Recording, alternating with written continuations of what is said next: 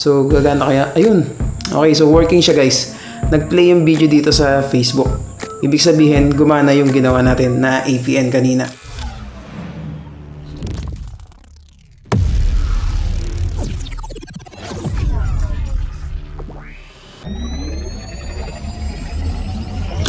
Howdy mga kabady, welcome to my channel, Tricks Buddy PH here. So sa video na to guys, may tuturo ko sa inyong free internet APN tricks. Pwede to sa lahat ng network at pwede din to sa lahat ng device. So mapa Android or mapa iPhone man yan. So search nyo lang sa YouTube kung paano mapapalitan yung APN settings ninyo sa iPhone or iOS. So bago tayo magsimula, gusto ko lang muna ipakita sa inyo na wala talagang load yung gagamitin natin na SIM card.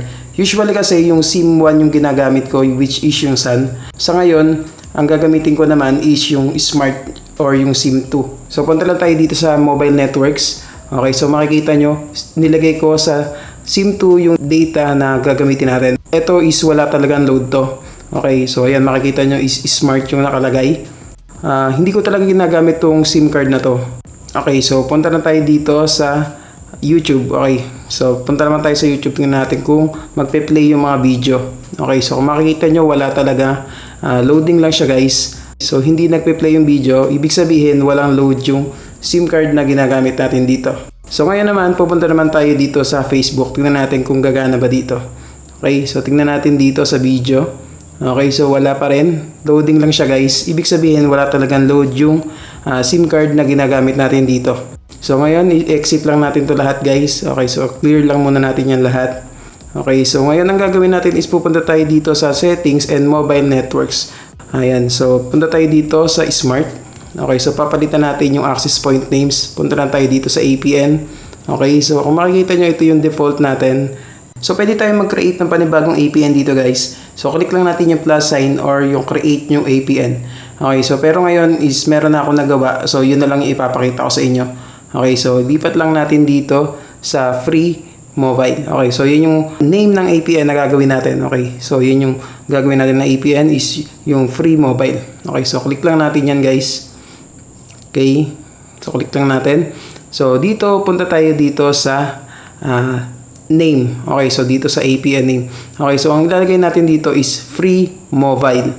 Okay, so capital F and then capital M. Okay, so click lang natin yung okay. And then dito sa APN is free. Puro small letter lang yan guys. Okay, so pag nailagay na natin, click lang natin yung okay. Then punta naman tayo dito sa username. Okay, so sa username ang ilalagay natin is free. Okay, so puro small letter lang din. Then click lang natin itong okay. Next is pupunta lang tayo dito sa password. Okay, so dito sa password ang ilalagay natin is free lang din. Okay, so puro free lang ilalagay natin dito. Puro small letter lang guys. Okay, so okay lang natin. Next, punta tayo dito sa MMSC. Okay, so dito is http://mms1.free.fr. Okay, so once na mailagay lang natin yan, click lang natin yung okay. Okay, so pinutin lang natin yung okay. Next, punta lang tayo dito sa MMS proxy. So sa MMS proxy, ang ilalagay natin is mms-proxy.free.fr. Okay, so once na mailagay lang natin yan, click lang natin yung okay.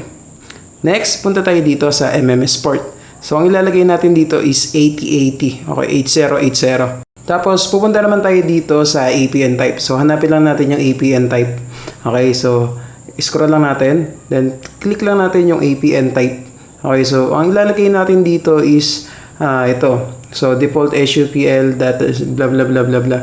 So ilalagay ko na lang to sa link para mas madali niyo maintindihan or ma-gets. Okay, so click lang natin yung okay. Next, punta tayo dito sa APN protocol. Okay, so click lang natin APN protocol. So IPv4, IPv6. So same sa APN roaming protocol. Okay, IPv4, IPv6 din. Then dito sa bearer ang ilalagay natin is unspecified. Okay, so once na okay na yan, i-click lang natin tong more, then i-save lang natin yung APN na ginawa natin. Okay, so click lang din natin yung mismong APN na ginawa natin para maging default APN. Okay, once na okay na yan, pwede na natin i-check sa YouTube and sa Facebook kung gumana ba. Okay, so back lang tayo dito. Okay, so bago natin i-try sa YouTube or sa Facebook, tignan muna natin dito sa settings. Okay, so sa mobile network. Okay, so gusto ko lang ipakita sa inyo na yung pa rin yung mobile data na ginagamit natin or yung data for SIM na gagamitin natin is yung SIM 2 pa rin or yung Smart. As you can see, ito yung ginawa natin na APN kanina. Okay, so nakaset na siya as default. So, free mobile. Okay, so ngayon is try naman natin sa YouTube. Click lang natin itong YouTube. Okay, so ayan, nag-loading na siya or nagpe-play na yung mga video dito. Okay, so ibig sabihin 100% working yung ginawa natin na APN kanina. Okay, so i-try naman natin mag-click ng isang video dito. Try natin kung magpe-play ba. Okay, so try natin to. Okay, so click lang natin to guys. Okay, so ayan. So makikita nyo na gumagana na siya guys. Or nagwo-work yung video or nagpe-play yung video dito sa YouTube. Ibig sabihin working yung ginawa natin na APN kanina.